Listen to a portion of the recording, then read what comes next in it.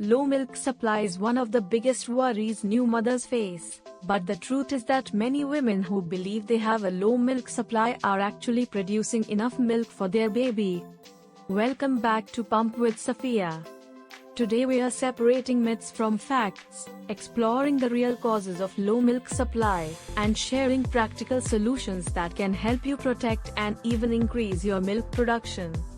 First, it's important to understand what true low milk supply looks like.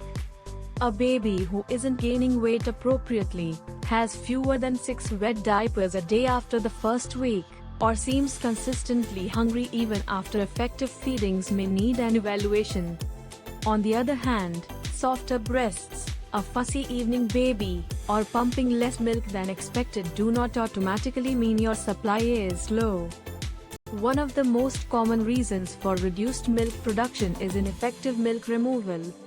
Breast milk is made on a supply and demand basis. If milk isn't removed frequently and efficiently through nursing or pumping, your body receives the message to produce less. Poor latch, infrequent feedings, long gaps between pumping sessions, or using an incorrectly sized pump flange can all reduce milk output over time. Certain medical conditions can also contribute to low supply. Hormonal disorders such as thyroid disease, polycystic ovary syndrome, retained placental tissue after delivery, significant blood loss during childbirth, or previous breast surgery may affect milk production. Some medications, especially those containing estrogen, may also decrease supply.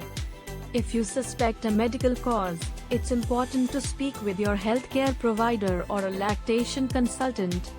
Stress, exhaustion, dehydration, and inadequate calorie intake don't usually cause an immediate drop in milk production by themselves, but they can make breastfeeding more difficult and affect letdowns, leading mothers to believe their supply has disappeared. Taking care of yourself is an important part of taking care of your milk supply. If your supply truly needs a boost, start by increasing the frequency of milk removal.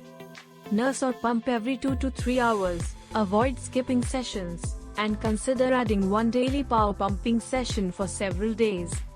Make sure your baby has a deep latch and that your pump fits correctly and provides adequate suction. Skin-to-skin contact with your baby can also stimulate milk-producing hormones and encourage more frequent feeding.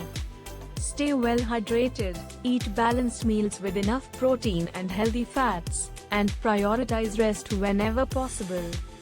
While many supplements and lactation cookies are heavily marketed, the strongest evidence still supports frequent and effective milk removal as the most reliable way to increase supply. Herbal supplements should only be used after discussing them with your healthcare provider. Finally, remember that every mother's breastfeeding journey is different. Needing extra support, using a breast pump, supplementing temporarily, or asking for professional guidance does not mean you failed. Feeding your baby is never about perfection, it's about ensuring they receive the nourishment they need while protecting your own health and well-being. Thank you for watching Pump with Safia. If this video helped ease your worries about low milk supply, don't forget to like, subscribe, and share it with another parent who may need reassurance. See you in the next video.